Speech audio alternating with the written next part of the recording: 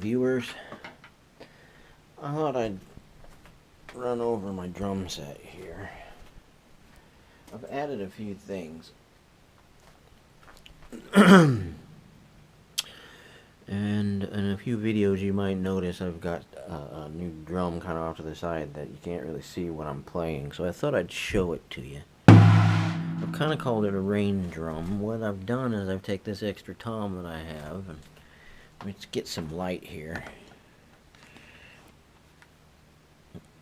This isn't for everybody, and I don't really use it all that often, but I've taken like an old pearl, put it upside down on this stand, the old pearl arm elbow, to hold this in.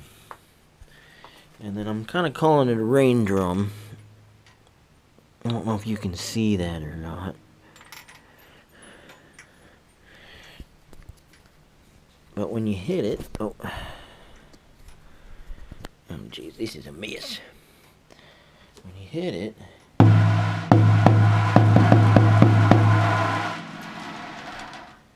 it kind of sounds like rain. And that's only about one handful, my size handfuls. You know, if you're smaller, 2 handfuls maybe would give you about that much. I've noticed that any more than that, and its weight, it just doles the drum out, and they don't even bounce. We put about that much in, and you got to keep it horizontal, so the best you can, because any tilt's gonna chase them all to one side, you know.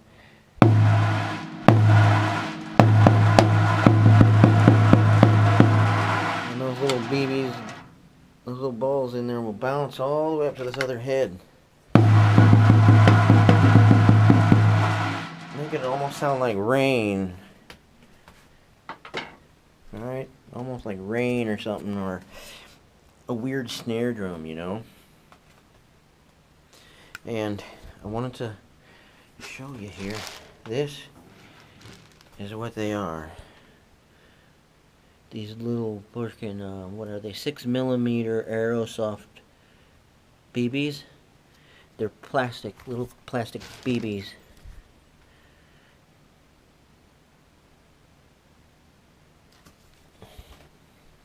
And that way they bounce around in there. I wouldn't use metal BBs. I think they would sound a little too harsh. But then plastic BBs in there do a pretty good job. As far as, I don't know, it's different. I kind of liked it, so I kept it. And then I put these little. So I don't know, a few of my videos here in the future, you're probably gonna hear chimes. You're gonna hear.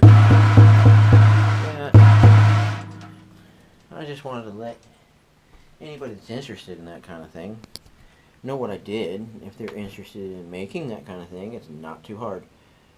You could even feed those BBs. You wouldn't even have to take your head off if you wanted to be lazy about it, really, even, and just feed a handful of BBs in through the thing, you know, through the hole where the mount bracket goes. And yeah, and I also wanted to show you guys this old zoom pedal I got down here. When you hear a little bit of what I'm doing, it's got a little bit of phaser on it. I wanted to show you what I got here. This is Zoom 506 bass. It's a zoom pedal I picked up for my bass a long time ago, but like ages and ages ago.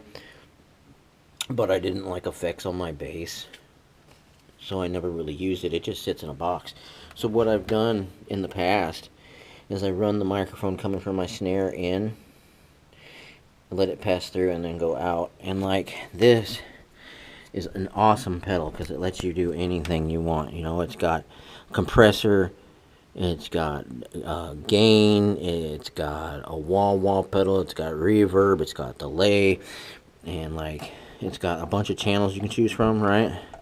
I only use one channel, something with a little bit of phaser on it, to put a little phaser on my snare drum. So when you hear that and there's a little phaser, that's what's doing it. And then, you know, you can turn it off. That bypasses it.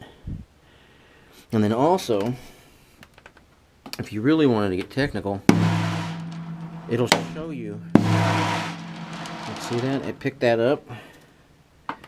you can tune. That's a B. It'll tell you what note your drums are sitting at. So that one was an A, I think, or a C sharp, was it? The kick was an A. Like if you used one of these, you could plug each microphone into each drum and go through that you have, you know, like fucking the microphones for those, microphones for those, microphones for these, right? Plug each one in, hit them, and then this when it's on bypass, it'll tell you what note it is, and you can match all your notes in a more strategic way if that's what you were going for.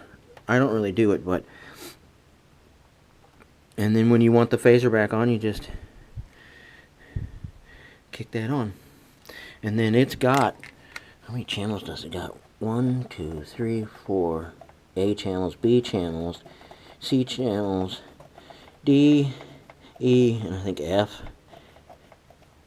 Yeah, F. So it's A through F, and each channel, each letter's got 4 channels, and that's how many different effects you can create on this thing, you know? Like, let's just go to F. If you come over to edit, right? I'm sorry, I'm trying to do this with 2 hands. Come over to edit, and then see, you move this down. You know, you pick out what you want. You go through this bottom one's the volume. You got your gain, your wah-wah, all that other stuff. You set everything until you've created basically your own distortion pedal. And then you store it. And that's what F4 is. You want another one, you go to F3 and set that one. Another one, F2. And of course it comes with presetted channels and all that stuff. But I never really use the presetting ones that much.